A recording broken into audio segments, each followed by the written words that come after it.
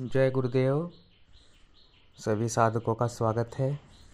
और जिस विषय पर आज हम चर्चा करेंगे वह महत्वपूर्ण विषय है और सभी के साधकों से जुड़ा हुआ। तो देखिए, जो विषय है वह प्रेत साधना से जुड़ा हुआ है। अब प्रेत साधना या फिर निम्न स्तर की जो कोई शक्ति होती है शमशान से जुड़ी हुई, है ना। तो यक्षिणी हो गई है या प्रेत साधना बहुत से साधक करते हैं। तो क्या उनको वह प्रेत साधना करनी चाहिए या फिर ऐसी साधनाओं में नहीं साधक को अग्रसर होना चाहिए, इस विषय पर हम आज बात करेंगे। देखिए, ये तो साधक की ऊर्जा पर निर्भर करता है कि उसने पहले कौन सी साधनाएं की हुई हैं। अगर कोई साधक प्रेत साधना करना चाहता है, प्रेत से सहायता अपने कार्य हेतु लेना चाहता है, तो उस साधक ने पहले उसे किसी इष्ट की कृपा होना आवश्यक है। कृपा से तात्पर्य है कि उसने मंत्र जप किया हुआ हो, साधना की हुई हो, जैसे महाकाली की या फिर हनुमान जी की या फिर अपने किसी भी इष्ट की या भगवान शिव की उसने आराधना की हुई हो, उसने तप किया हुआ हो, पुण्य कमाया हुआ हो। यहाँ मैं सिद्धि नहीं कह रहा हूँ कि उसने सिद्धि प्राप्त की हुई हो महाविद्याओं में, वह एक अलग विषय हो गया। तो साथ साथ उसके गुरु भी होना आवश्यक है, चाहे कोई भी हो जिन्हें वह गुरु मानता हो, है ना। तो ये चीज़ें आवश्यक हो जाती हैं। और दूसरे टॉपिक पर आते हैं फिर हम। तो वह टॉपिक है प्रेत साधना से जुड़ा हुआ। क्या साधक प्रेत साधना करनी चाहिए साधक को अपने कार्य की पूर्ति हेतु? तो मेरा कहना है कि निश्चित रूप से साधक प्रेत साधना संपन्न कर सकता है, लेकिन इसके लिए उसे मार्गदर्शन बहुत ही आवश्यक होता है। वह अपने आप से ही कहीं विधि ठा करके और कहीं से ले करके एकदम से प्रेत साधना में करने ना बैठे। जो कि विधियां कहीं दी गई हैं कि आप प्रेत का भोग रख दीजिए वहाँ ले जाकर शमशान में, और जो बबूल के पेड़ के नीचे, इसी तरह की जो विधियां हैं इनसे बचे। जब साधक प्रेत साधना करना चाहे तब वो पूर्ण विधि विधान से प्रेत साधना को करे। और देखिए, प्रेत क्या होता है कि आप उस ऊर्जा को, जो आत्मा रहती है, मृत प्रेत रहता है व्यक्ति की, जो वह आत्मा या ऊर्जा कह लीजिए, जो प्रेत का रूप धारण कर लेती है ना, शमशान में। और उससे जब आवाहन करके साधक कार्य लेना चाहता है तो वह ले सकता है। अब इसमें कुछ गलत नहीं है कि आप प्रेत साधना कर रहे हो। यहाँ पर मैं बताना चाहूँगा कि देखिए, प्रेत साधना तो जो स्वयं तुलसीदास जी ने की थी, है ना, तभी वह हनुमान जी से जुड़ सके और उस प्रेत के माध्यम से ही वे श्री राम जी से भी जुड़ सके थे। और उस प्रेत ने उनकी बहुत सहायता की है। अगर ऐसा होता तो तुलसीदास जी प्रेत साधना नहीं करते।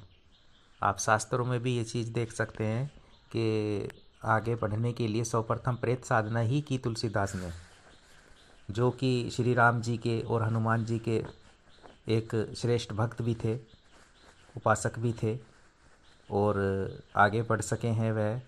आज भी उनका नाम ज्ञात है और लोग भली प्रकार से उनको स्मरण करते हैं। तो वह एक प्रेत के माध्यम से ही आगे बढ़ सके।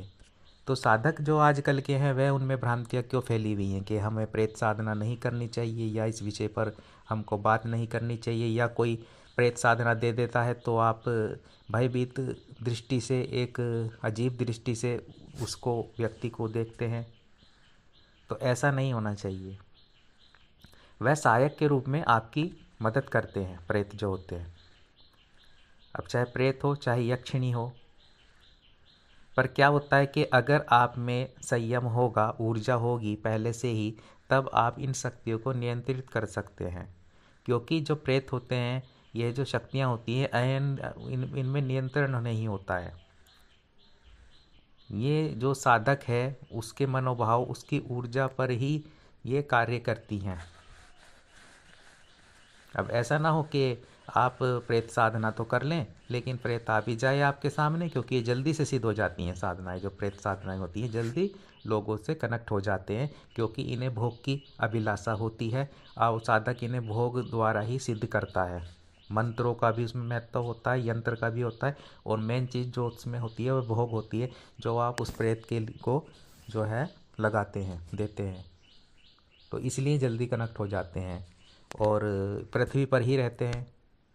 ऐसा नहीं है अन्य देवी देवताओं की तरह आपको स्वर्ग से आवाहन करना पड़ेगा और वहाँ के लिए, या फिर इंद्रलोक से अप्सराओं को जैसे आप करते हैं तो उसमें टाइम लगता है। लेकिन ये तो यहीं पर विचरण कर रही होती हैं। शमशानों में आपके इर्द गिर्द जो प्रेत होते हैं, है ना, और आप एक मित्र की भांति प्रेत साधना कर सकते हैं। वह आपकी सहायता करेगा, आपके दिए हुए कार्यों को, जो भी कार्य आप देंगे उनको कर देगा। लेकिन मर्यादा अनुकूल ही इनको कार्य दें, इनको कार्य सौंपें।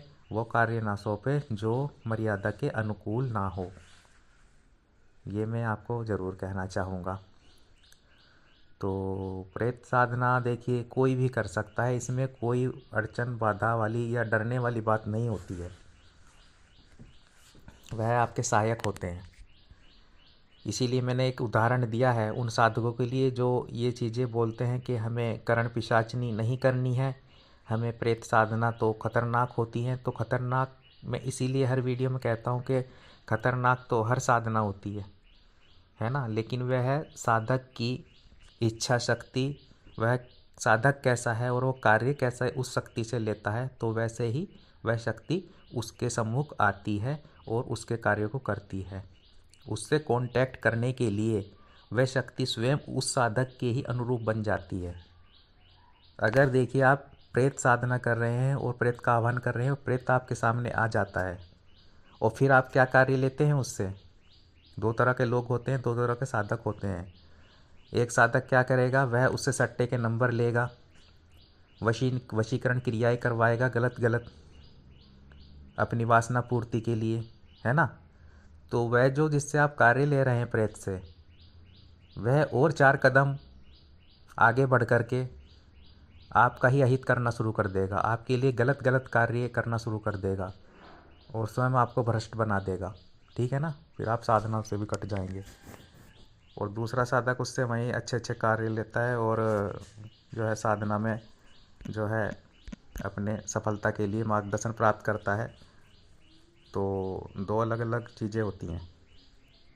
तो उम्मीद है कि आप मेरी बात को समझे होंगे और आप आगे बढ़ें और साधना में सफलता प्राप्त करें। आप प्रेत साधना भी कर सकते हैं सही मार्गदर्शन में, कहने का मतलब ये है।